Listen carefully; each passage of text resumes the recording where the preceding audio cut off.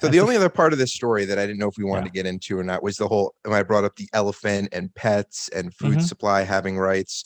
That was the only thing I found to be interesting, because it does pose a question that nobody wants to answer, because it would mean you don't eat meat anymore, or unless we had lab grown meat or something like that. Like, or no one has pets, because, and that's something I've joked with you about before, like when we ask each other, what are people in the future going to look back and say, I can't believe they did that? Yeah. And when you think about like slavery or something, I'm like, what about pets? Like, we owned other animals. It's gonna be something like that. It might be to a degree. I mean, or is it more of like communal, where you have your stray cats aren't stray cats, they're cats that live in the community, and they may pop by your house every other Wednesday to grab a snack, but it's kind of like they go where they want and everyone just accepts them. I mean, I think there is a lot of, when you get to I think the pets are a little different from things like elephants,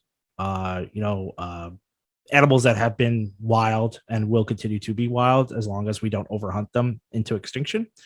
So those protections, that conversation, I think, needs to be had separately from the whole pet and domesticated animal conversation, which I think is also supply. You think, right? The food supply in terms of animal husbandry, that is a whole nother conversation. But the thing is, I do believe more rights need to be given to animals in agricultural settings that are essentially food supply. I actually do believe that there should be a greater level of respect for those animals and the sacrifice that they're being asked to make. And I think that it should be recognized.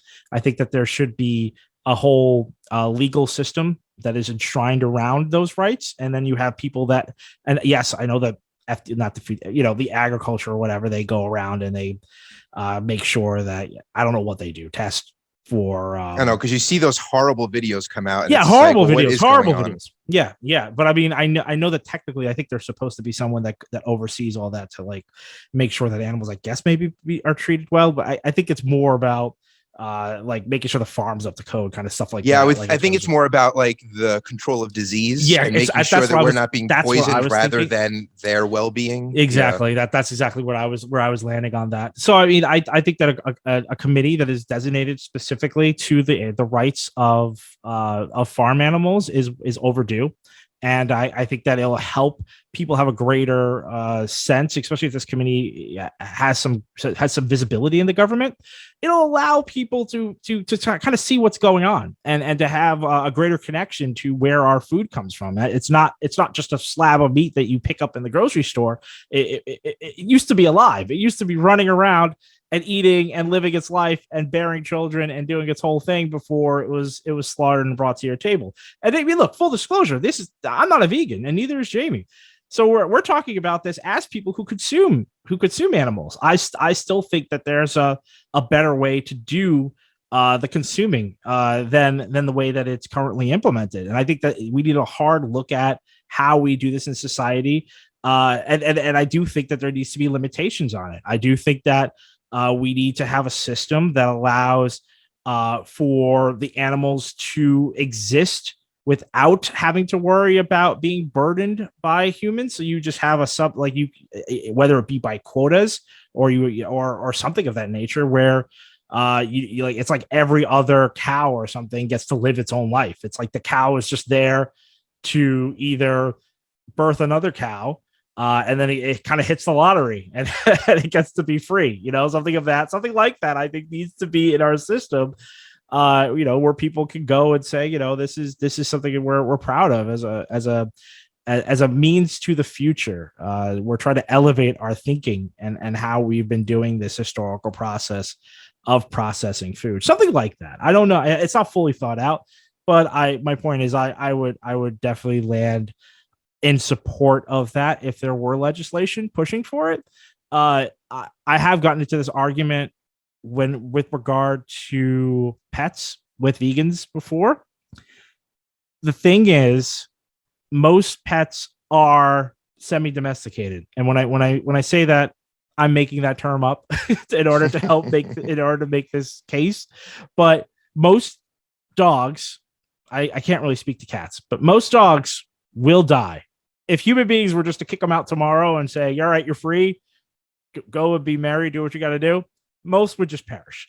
And the thing is, vegans, yeah, I've had this conversation. But you don't have to keep breeding those. You could stop. Here's the thing. You don't have to put them down. You can just say you're the last of your generation. And so you could make anti-breeding laws. You could do that. Because we made them anyway for aesthetic reasons. Exactly. And the problem is that you have to, unless you were to outlaw owning pets outright, which is what might need to happen. If you don't do that, all you're going to do is create an underground market. And you're going to take something that is fairly easy for people to acquire, which is a pet, and you're going to make it incredibly difficult to acquire. And basically it just means that only wealthy people will have pets. That's all you'll be doing. You'll just take pets away from poor people. That's all that would happen if you were to start restricting it by like saying, oh, only a quota can be bred of this species or what have you. It's just gonna increase the price for those animals. It goes like something else that you said, and I don't remember what it was. It was on the pod, and we were talking about how do you force cultural change, and you had talked about, I think, government messaging, intense government messaging can usually help. That's one and can help, or maybe it wasn't that, but we were talking about something, and it was like, well, what forces people to rise above something that has been a norm to say that's no longer in fashion. In fact, I don't like that anymore. Usually just stop doing it. Force. What? I mean, but not every. Yeah. So I guess this is different because it's, in a sense, an object that can be acquired and not like maybe bad humor that's just no longer holds water, doesn't age well or something like that. Yeah. So I guess maybe it's a little different, but comedy is really special in that regard. But yeah. Yeah. So we were talking about stuff, and I forget what it was about. This always brings me back to the seatbelt conversation. The Ralph Nader, right? Nader was the one who pushed seatbelts. Yeah, consumer advocate. Yeah. So you got to use, I always go, whenever someone asks something like this, I go, you got to just look at the history of seatbelts. Culturally, seatbelts were nerds. It's not something you do. If you're cool, you're riding your car without your seatbelt. You don't have a seatbelt in front. Your kids don't have seatbelts in back. You take seatbelts out of the car. It's just not like it wasn't like a manly thing to do to put on a seatbelt at that time. So it was very much baked into the machismo of car culture in America. It's like real men don't wear seatbelts, and no amount of pushing or conversations about the safety of seatbelts was going to change it. So what do? Massive campaign of billboards or what have you, making the car manufacturers install seatbelts in every single make and model of a car.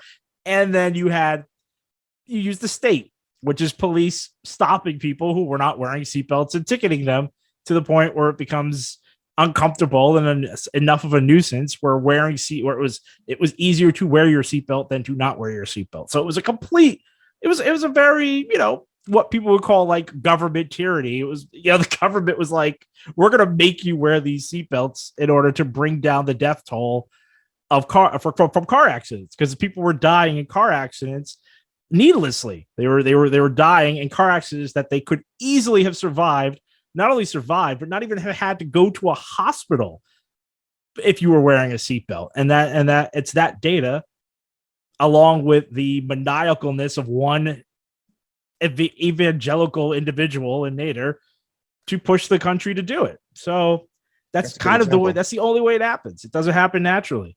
It's always a force.